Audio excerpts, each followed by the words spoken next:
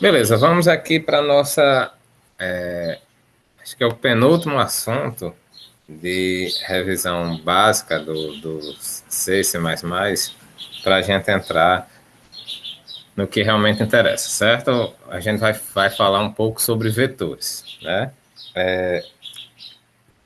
Não sei se vocês...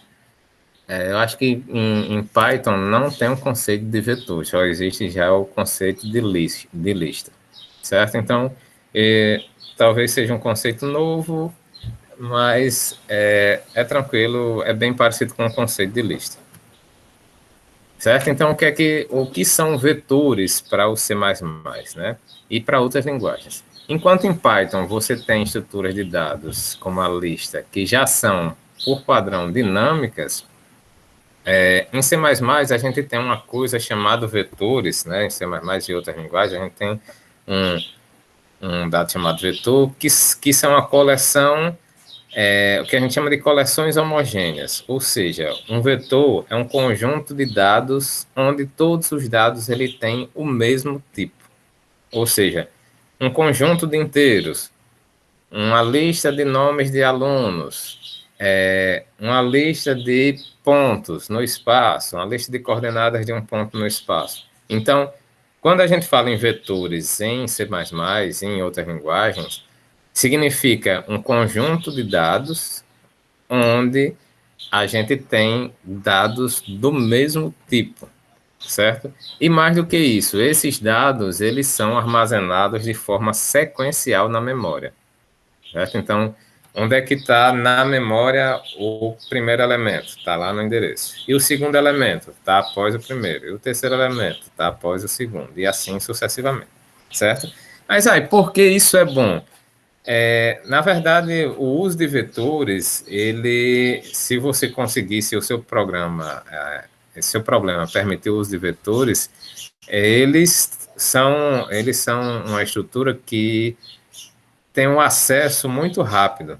Então, se você já sabe onde está o primeiro elemento, para saber onde está, por exemplo, o quarto elemento, você já sabe que são 3 posições após o primeiro, certo? Então, elas têm, no caso em C++, um tamanho fixo.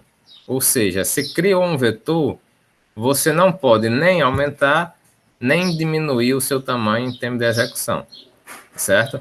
Então, quando eu digo eu criei um vetor com 30 posições, esse vetor vai ter 30 posições até o final do programa, certo? Diferente de uma lista onde você pode incluir ou remover elementos em tempo de execução, certo?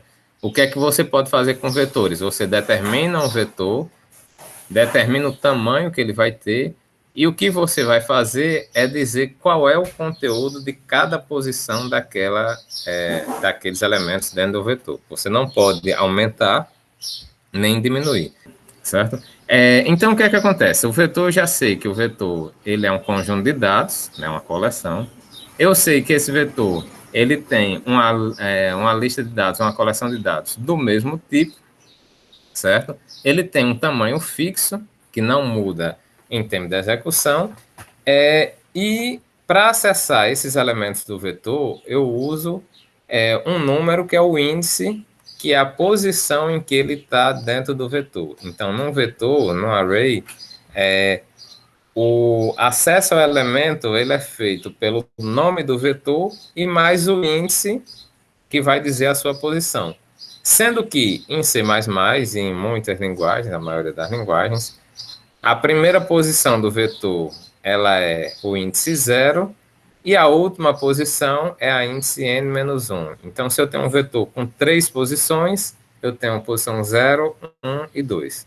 Certo? A posição 3 já não faz mais parte do meu vetor. Certo? Como é que a gente usa vetor em C++? Da mesma forma como em C++ a gente precisa declarar as variáveis, a gente também precisa declarar os vetores. E como é que a gente cria um vetor? Junto com as outras variáveis, a gente pode criar esse vetor, ou seja, da mesma forma, a gente primeiro bota o tipo de dados, ou seja, esse vetor é de quê? De inteiro, de double, de string. Então, a gente bota o tipo de dado que aquele vetor vai guardar, o nome do vetor, e entre colchetes a gente bota a quantidade de elementos que ele vai ter, certo? Como eu disse, em C++, vetores não mudam de tamanho. Então, aqui, o que é que eu estou dizendo? Estou criando um vetor chamado códigos, ele vai ter 10 elementos do tipo inteiro. Aí, mas eu só vou usar 2, não importa. Na memória vai ficar alocado espaço para 10 elementos, certo? Não é que isso aqui é no máximo 10 elementos, não. Ele vai ter exatamente 10 elementos. Se você vai usar ou não, aí é a opção sua, certo? Aqui esse outro, double coordenadas 5, ou seja, estou criando um vetor chamado coordenadas. Esse vetor, ele tem 5 elementos, onde cada elemento é um tipo double, certo? Então, assim a gente cria um vetor.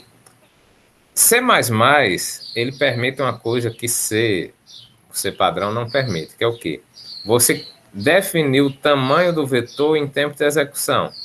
Então, por exemplo, vou criar uma variável aqui, int num alunos, vou ler o valor de num alunos e vou criar aqui int matrículas num alunos, ou seja, qual é o tamanho desse meu vetor matrículas? Depende do que eu colocar aqui na entrada como sendo o valor de num alunos, certo?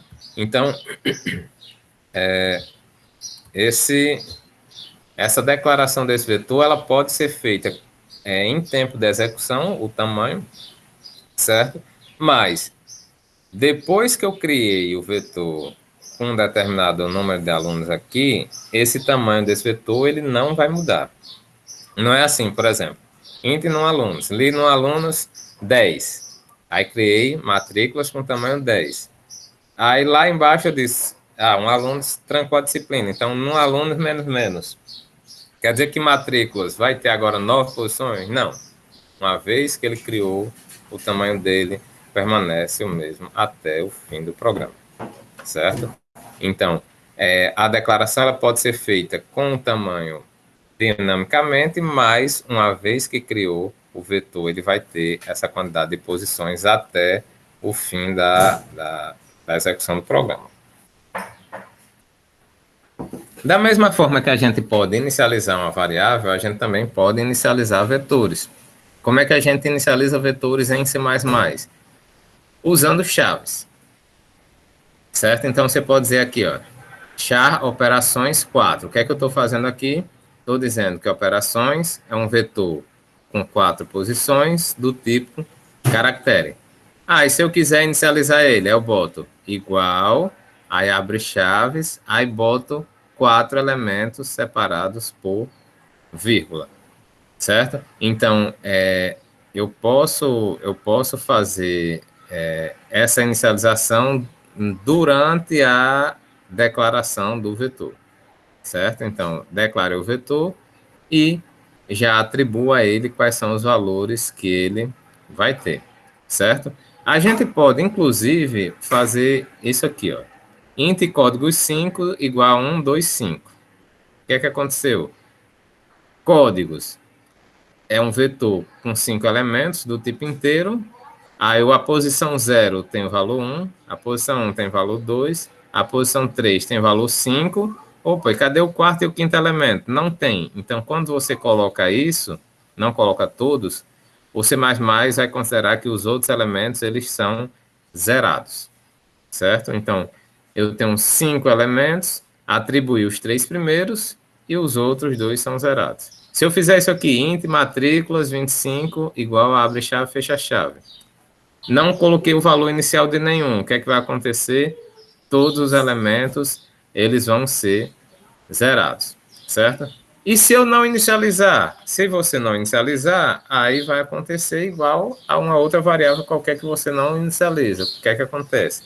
O conteúdo dele vai ser o lixo que está lá na memória, certo? Então, se eu declarar só assim, ele vai ter 10 elementos, vai ter um espaço lá com 10 elementos inteiros, e cada elemento é o lixo da memória que tem na posição onde o espaço do vetor foi alocado, certo?